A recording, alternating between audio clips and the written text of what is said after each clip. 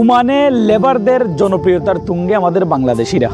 তার মানে কি সালতানাত অফ ওমানে আমাদের বাংলাদেশিরা বড় পজিশনে নেই? কে বলেছে আপনাদেরকে? ফার্নিচার সেকশনে আক্তার ফার্নিচার, হাইপার মার্কেটের সেকশনে আল বারাকা গ্রুপ অফ কোম্পানি, ট্রাভেল ট্যুরিজমের সেকশনে আলসাফা ট্রাভেল অ্যান্ড ট্যুরিজম, তৌফিক ট্রাভেল অ্যান্ড ট্যুরিজম সহ আমাদের বাংলাদেশি অনেক অনেক কোম্পানি আছে যারা নিজ নিজ অবস্থানে রাজ করতেছে এইসব ফিল্ডে। তবুও কেন আমাদের বাংলাদেশিদেরকে সবার উপরে চিন্তা করা হয়? লেবারের কথা মনে হলেই বাংলাদেশি বাঙালিকে নিয়ে আসো। তার অন্যতম কারণ হচ্ছে একতা।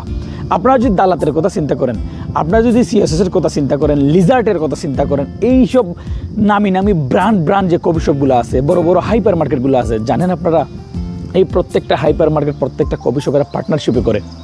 এদের ভিতরে হিংসা হিংসি নাই। এদের ভিতরে আমার স্বদেশি একজন মানুষ কি করতেছে এটা নিয়ে এদের টেনশন নাই।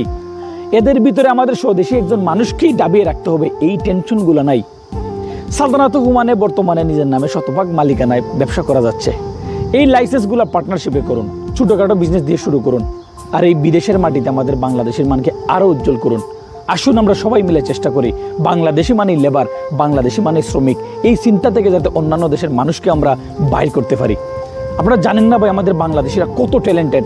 আপনি জানেন না ভাই এক একটা সেক্টরে আমাদের বাংলাদেশিরা কী পরিমাণ রাজ করতেছে? কিন্তু একমাত্র একতার হিংসার কারণেই আমাদের বাংলাদেশিরা প্রত্যেকটা সেকশনে আজকে পিছিয়ে যাচ্ছে। ভালো থাকবেন, ভিডিওটা শেয়ার দিবেন আমাদের বাংলাদেশি ভাইদেরকে অনুপ্রাণিত করার জন্য। ধন্যবাদ।